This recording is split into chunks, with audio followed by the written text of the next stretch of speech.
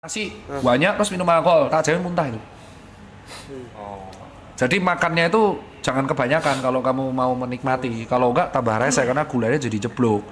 Itu tapi ya paling baik ya dikurangi. Iya. Kalau punya uang ya beli alkohol yang agak mahal. Nah, pembeda alkohol mahal sama murah itu distilasinya. Semakin mahal tuh semakin enak di tenggorokan. Thank you. Jadi kalau ada orang open table terus dia ngasih kamu alkohol yang sangat mahal, orang ini berarti memang benar pure mau traktir.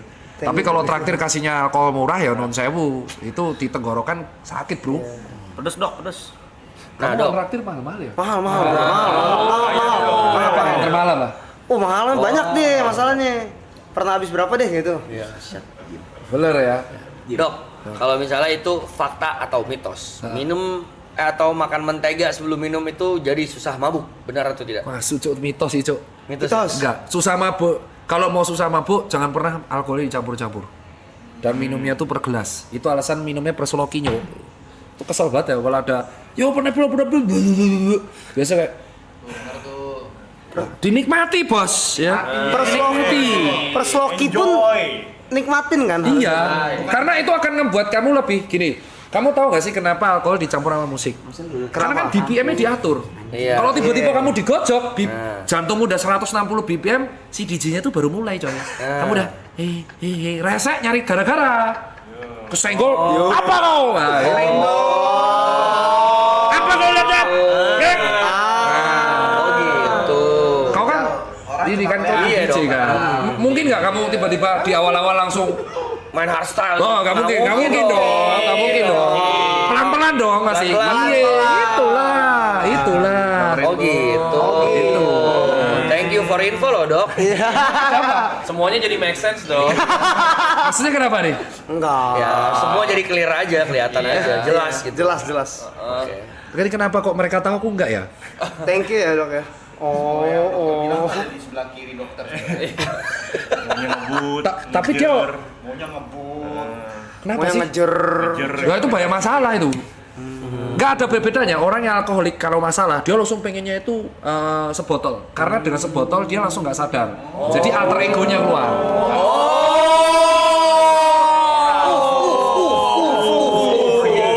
Alter ego jadi keluar ya, alter egonya. Alter ego tuh nggak bisa keluar kalau kita logis.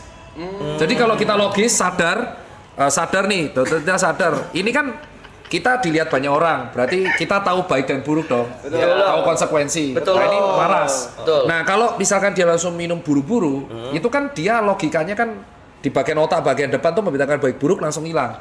Itu yang keluar pure alter egonya. Fenomnya tuh dok ya. Ya di dalamnya, iya. Iya. Jadi kalau alter egonya misalkan lagi sedih, dia bisa nangis-nangis. Nah, ini apa ya? Gak ada kok, gak ada briefing ya. Kalau alter egonya misalkan anak kecil, misalkan dia di pas masa kecilnya orang tuanya gini atau dia lagi permasalahan pelik banget, nanti alter ego anak kecilnya yang keluar. Tadi dokter bilang ini nggak di briefing nih. Enggak. Kenapa emang? Enggak apa, kayak Kita kayak ada segmen baru deh dok. Jadi kalau misalkan teman-teman punya teman gitu kan, Punya lagi teman. nongkrong, dia tuh buru-buru naik botol, terus resek. Nah, reseknya tuh alter egonya. Ya dilihat dia lagi bahas apa tuh. Kalau yang dibahas topik itu terus sambil nangis-nangis, oh berarti alter egonya tuh masalahnya terpendem banget gitu. Iya, gitu. Kan ada psikolog kan kemarin kan? Iya dok. Untuk memancing alter ego tuh harus dibuat kayak gitu. Nah, ini ketahuan.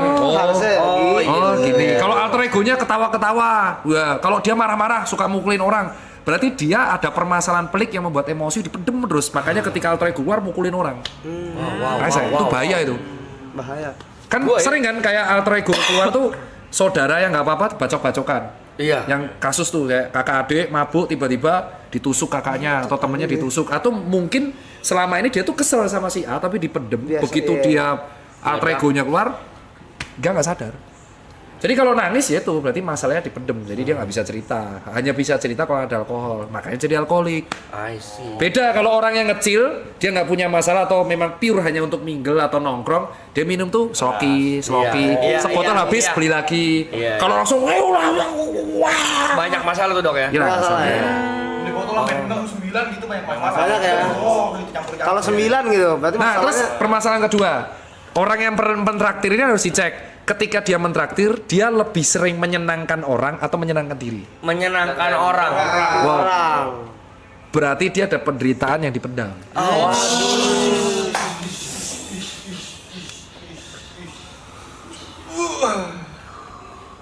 Kenapa itu? Gak apa-apa sih dok. Gak apa, Dok. Ya, ini segmen baru ya, Iya. Jod ya. Dok, thank you dokter Tita. Hashtagnya Now I Know. Itu soalnya khusus. Jadi pada orang yang punya banyak masalah dipendam, dia tuh namanya Gila cok. kalau kamu pernah baca, teman-teman netizen baca namanya Savior bias. Server bias. Savior Savior penyelamat. bias. Jadi Ah, dia tuh merasa karena dia tuh sudah punya, dia merasa harus menyelamatkan sekelilingnya. Oke. Itu kalau di pertemanan agak dangerous karena kebahagiaannya dia, validasinya dia itu adalah menyelamatkan kawannya. Dan dia merasa caranya dia itu yang paling cocok buat kawannya. Terus kawannya jadi annoying. Lah, ini hidup gua kenapa lu ngatur-ngatur?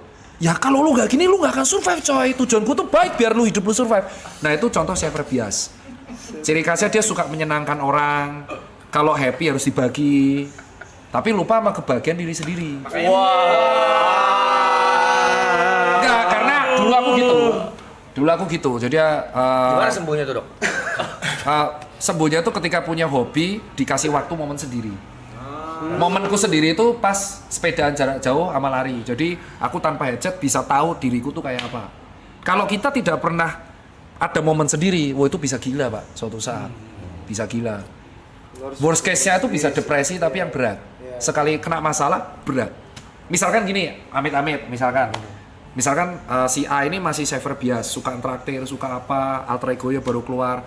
Tiba-tiba kalian pergi. Ya itu, depres nih, pasti. Gitu. Enggak, itu bukan siapapun ya. A-nya itu apa? Si B lah, si B. B-nya itu YB. Tapi itu tuh ngeselinnya adalah permasalahan itu tuh sering tidak dianggap sepele karena mungkin aku ngeselinnya tuh kalau lihat follower, ya lu kan kaya raya. Masa sudah kaya gak pernah bersyukur. Nah, depresi atau permasalahan hidup itu tidak ada kaitannya sama finansial. Benar. Itu yang harus orang tahu. Jadi bisa jadi dia miskin secara finansial tapi dia happy hidupnya. Jadi dia nggak masalah. Atau dia tuh kaya secara finansial tapi secara psikis tuh dia hancur lebur. Jadi dia kebahagiaannya itu membagikan uang gitu loh. Piye ya? Aku pernah ketemu soalnya pasien di rumah sakit jiwa Magelang, itu hobinya Izin ngerokok tuh. kok tumben di situ. Oh iya, nggak apa-apa. Kok pergi dia? Itu Lagi merasa ngerokok. lagi merasa asem ya. Asem. Jadi itu dia hobinya bagi-bagi itu sebenarnya perlu ngobrol lebih lanjut kalau misalkan masalahnya nggak kelar. Dangerous itu. Salah satunya harus Di situ tuh. Nggak apa-apa. Salah satunya harus distract sama Hobi. nyari hobi. hobi. Jadi dibiarin sendiri. Harus sendiri. Hobi yang bisa sendiri, nanti dia bisa recover. Kalau aku dulu recovernya hampir 4 tahun. 4 tahun. 4 tahun. Baru aku makanya aku tuh lari nggak bisa sama orang. Gitu. Getar dikit egonya Dok, keserang. kalau misalkan punya teman yang depresi, sebenarnya kita mesti ngapain sih dok? Iya, berat. Jangan pernah ngomong ya lu mah enak, gua jangan. Ya, Jangan ya, pernah ya. ngomong itu. Apa hal? Orang depresi itu ada dua. Kalau dia suka cerita, dengerin aja. Dia nggak butuh pendapat kita, dia nggak butuh validasi kita, dia hanya butuh didengar. Itu tok. Jadi mau dia serese apapun dengerin. Karena aku pernah kemarin temanku yang mabuk pas lari, karena aku enggak, dia nangis di depanku terus. Ya tak dengerin. Ya, itu seneng dia. Besoknya dia lega. Itu yang pertama. Kedua, yang repot itu kalau nggak mau cerita. Nggak mau cerita, tapi di luar tuh happy, tapi dia nggak mau cerita, ini agak berat. Nah kalau kayak gitu harus dimotivasi untuk sendiri break dari kebiasaan, break dari ya break dari rutinitas. Dari rutinitas, ya. Mencari bukan break. Kalau rutinitasnya misalkan kerja 9 to 5 ya dia break dari situ dulu. Minimal cuti gitu Iya. berapa hari liburan. Iya, betul. Jadi memang betul definisinya kalau ada orang depresi itu kadang tergantung. Nah kalau kamu punya temen yang kayak gitu, lihat temenmu itu depresi kenapa dulu. Kalau dia memang hobi cerita dengerin, jangan di compare. Karena dia nggak butuh pendapatmu. Shit. Iya benar-benar. Kalau kamu ngasih pendapat salah, dia besoknya bisa suicide. Nah itu yang aku lihat di Twitter sama di TikTok. Ada orang curhat terus di komen kan. Ya karena memang Mungkin dia menggunakan medsos buat pelampiasan. Yang paling parah ada orang depres menggunakan fake account untuk melampiaskan kekesalannya. Itu ada. Dulu aku benci banget sama hate speech. Dokter Tirta Rambut Pink kan resek karena aku nanggepin semua haters kan. Ternyata aku baru belajar banyak orang menggunakan fake account tuh buat melampiaskan emosionalnya tok. Karena pusing di dunia real. Jadi diceng-cengin aja. Jadi mereka depresi sebenarnya. Iya. Itu ternyata. Itu tapi lu nggak apa-apa kan? Jadi nggak enak aku. Nggak apa-apa. Aman. Dok, gara-gara olahraga emosi dokter jadi stabil gak atau gimana? Iya, lebih stable. Kebetulan lebih stable. Itu olahraga. Kebetulan, tapi nggak harus. Ada orang yang olahraga jadi emosional. Yang olahraga. Contohnya boxing. Bukan, bandingin data. Jadi iri. Kok temenku, misal Aloy nih, misal gini deh. Misal dia tiba-tiba lari, lu lari. Tiba-tiba dia half marathon bisa cuma 1,5 jam. Padahal nggak pernah latihan. Iri dong. Iya. Anjing kok bisa ya Aloy. Nah, itu yang ngebuat stres. Ada orang kayak gitu. Oh, kompe. Pompe. Jadi pertemanannya nyaman, pas lagi lari atau sepedaan malah jadi toksik. Pecah berantem. Oh. Karena kita nggak tahu loh ada bakat atau apapun. Contoh nih, si Arab kan genetiknya tiba-tiba bagus semua. Nah itu kan tiba-tiba kalau dia nge-gym tiba-tiba gampang jadi six pack. Terus kita 2 tahun gak jadi-jadi, orang tuh pasti iri. Netizen contohnya, wah ini steroid nih, ya itu contohnya. Toksik. Jadi nggak selalu, kebetulan dia aku olahraga. Kalau di kamu musik ya nggak apa-apa, ada yang temanku musik, jadi diem di dalam rumah tuh cuman dengerin apa itu, turntable ya. Terus dengerin 2 jam, udah gini doang. Terus baru keluar, damai lagi. Nggak harus olahraga juga. Apa ya? Nggak apa-apa kan? Lagi dengerin, kan dari tadi Dok, aku penasaran soal begadang dok. Katanya organ itu ada jam kerjanya sendiri ya dan nggak bisa digantiin ya? Sebenarnya organ tuh berfungsi 24 jam. Cuman pas malam itu aktivitasnya yang berkurang itu jantung, pencernaan, otak tuh dia menurun sampai separuh. Tujuannya biar rehat. Waktu malam. Ya, hanya waktu malam karena di malam itu kita ada hormon melatonin untuk membedakan malam atau siang. Oh, Cuman ada hormon melatonin. cuman bukan berarti karena kalau di malam kalau kita tidur siang kita nggak recovery, kita recovery cuman nggak semaksimal malam. Makanya begadang ada jatahnya. Makanya kalau ada orang kemarin yang jaga malam terus kayak karyawan pabrik, musisi, petugas palang kereta, dokter tuh nggak bisa dicegah. Setidaknya mereka kan tahu. Makanya kalau pas begadang ya protein aja. Jadi aku selalu bilang temanku yang DJ biasanya beberapa yang kerja di Zodiac ya, karena kan dulu aku sering ke sana. Aku selalu bilang setidaknya pas kamu kerja jangan minum. Kamu minum pas jangan kerja.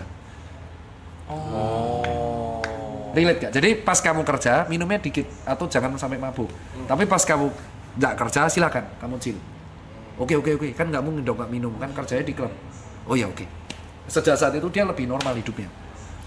Mau nanya lagi dok, itu cara badan ngebedain siang sama malam tuh maksudnya gimana? Ya ada hormonnya. Ada hormon. Ya namanya melatonin. Jadi tubuh kita itu ada hormonal yang kayak tahu ini malam nih. Makanya kalau kamu pesawat ada jet lag. Karena tubuhmu jadi bingung, perasaan di Indonesia malam deh, pas di sini kok jadi siang. Nah, itu jet lag jadinya. Oh, ada hormon. Iya, ada hormonnya.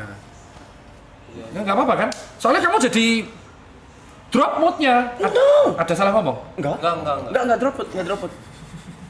Memproses. Lagi berpikir ya. Yuka penghidang pertanyaan. Beyond kesehatan lebih utama. Ya kalian belum break ya. Aku belum pernah lihat kamu break masalahnya. Kayaknya kamu tuh, saranku sih kalau sebagai pernah ketemu Arab di Gading sampai sekarang kayaknya harus pernah. Jepang. Ke Jepang. Kemarin September sempat ke Jepang 2 minggu. Tapi konten kan? Enggak ada kamera, enggak. Ya harus break. Bener jalan-jalan doang ya. Ya harus break setahun sekali. Kalau nggak gila kau Arab. Ya. Gila itu. Soalnya aku pernah di titik gila itu recovery masih itu sendirian. Tapi cocok ya, nggak ada apa-apa kan? Nggak enak nih, nggak enak. Serius, Aman ya? Dok, lari bisa bikin tua. Ya, enggak. Soalnya gini dok, kasih tau ya. Kasih tau apa? Soalnya kurang lebih yang tadi diceritain itu yang kita suka ledek-ledekin dan bercandain make fun ke Arab. Oh ya? Ya Arab tuh orangnya gitu, dia tuh. Dan semua yang kita bilang tuh bener, iya? bener. Itu on point. Yang kita dar-dar dulu, kok bener semua gitu. Kocok, bener. Benar. Viewers pun tahu dok itu. Dia adalah tipikal orang yang lebih senang kalau orang lain senang dulu. Oh, itu self bias ya? Ya. Jangan Rap. Itu Jangan ragu-ragu.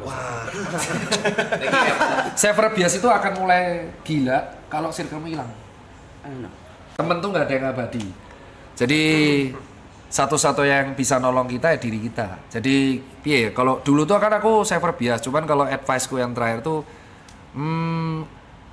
ketika nanti kamu tua, nanti yang bisa menemani kamu itu hanya orang yang paling dekat sama kamu. Misalnya istri anak tuh. Nggak harus, Nggak harus. nggak harus teman dekat. Nah, malah yang paling yang kamu harus pastikan adalah kalau validasi masih menolong orang yang kamu tolong ketika tua itu belum tentu akan nolong balik. Nah, itu yang harus kamu garis bawahi. Dan mereka tuh sebenarnya nggak peduli dia nolong kamu apa enggak. Tegas saja. Jadi ini temen aku nolong, that's it, selesai.